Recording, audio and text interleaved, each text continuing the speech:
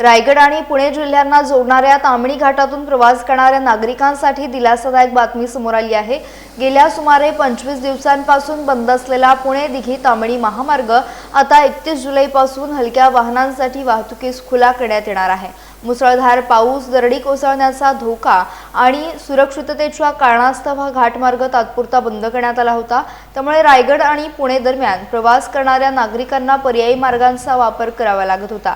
आता परिस्थितीचा आढावा घेतल्यानंतर संबंधित प्रशासनाने हलक्या वाहनांसाठी वाहतूक सुरू करण्याचा निर्णय घेतलाय। त्यामुळे दररोज या मार्गावरून प्रवास करणारे नागरिक, पर्यटक तसेच व्यावसायिक वाहन चालकांना मोठा दिलासा मिळणार आहे। मात्र घाट परिसरात पावसाचा जोर कायम असल्याने वाहन चालकांनी काळजीपूर्वक वाहन चालवावे, वाहतूक नियमांचे पालन करावे आणि प्रशासनाच्या सूचनांचे काटेकोर पालन करावे असे आवाहन करण्यात आले आहे।